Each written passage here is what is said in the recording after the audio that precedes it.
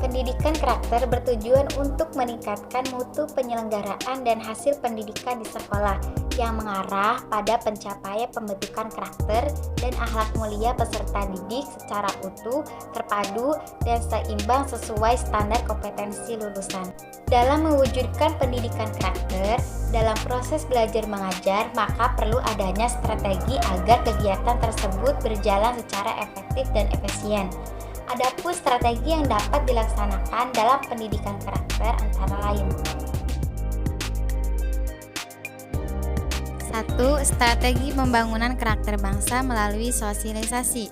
Sosialisasi dimaknai sebagai usaha sadar dan terencana untuk membangkitkan kesadaran dan sikap positif terhadap pembangunan karakter bangsa guna mewujudkan masyarakat yang berketuhanan yang Maha Esa, berkemanusiaan yang adil dan beradab, berjiwa persatuan Indonesia, berjiwa kerakyatan yang dipimpin oleh hikmat kebijaksanaan dalam permusyawaratan perwakilan, serta berkeadilan sosial bagi seluruh rakyat Indonesia. Selain itu, sosialisasi juga bermakna interaksi manusia yang saling mempengaruhi satu sama lainnya, sengaja atau tidak sengaja, tidak terbatas atau bentuk komunikasi menggunakan bahasa verbal, tetapi juga dalam bentuk ekspresi, seni, dan teknologi. Agar sosialisasi berlangsung secara efektif dan efisien, maka pemilihan media dan target sasaran menjadi sangat penting. 2. Strategi pembangunan karakter bangsa melalui pendidikan. Pendidikan karakter adalah usaha sadar dan terencana untuk mewujudkan suasana serta proses pemberdayaan potensi dan memperdayaan peserta didik guna membangun karakter, pribadi, dan kelompok yang unik-unik sebagai warga negara. Peran pendidikan sangat strategis karena merupakan pembangunan interaksi nasional yang kuat.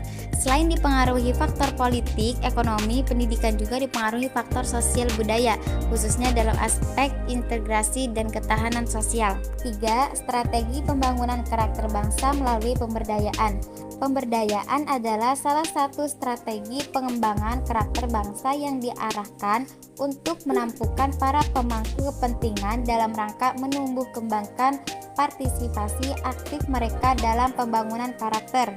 Pemberdayaan masyarakat, khususnya masyarakat sipil, merupakan salah satu strategi efektif dalam pembinaan dan pengembangan karakter. Langkah-langkah pemberdayaan yang dapat dilaksanakan antara lain: 1. Regulasi tentang pentingnya penyadaran pembangunan karakter bangsa. 2. Memfasilitasi organisasi profesi, organisasi keagamaan, organisasi pemuda, organisasi usia lanjut yang bergerak di bidang pembangunan karakter bangsa. 4.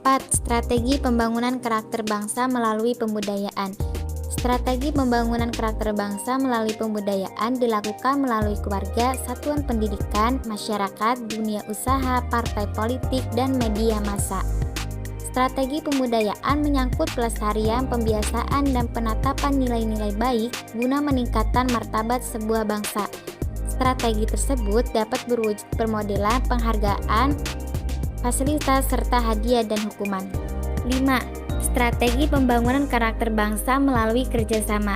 Pada dasarnya, kunci akhir sebuah strategi ada pada kerjasama dengan koordinasi. Berbagai kerjasama dan koordinasi dapat dilakukan antar warga negara, antar kelompok, antar lembaga, antar daerah, dan bahkan antar negara. Ada beberapa cara yang dapat menjadi kerjasama dapat berjalan dengan baik dan mencapai tujuan yang telah disepakati. Hal ini dapat dimulai dengan saling terbuka, saling mengerti, dan saling menghargai. Selebihnya, setelah kerjasama dapat dilakukan, langkah selanjutnya adalah koordinasi dan evaluasi.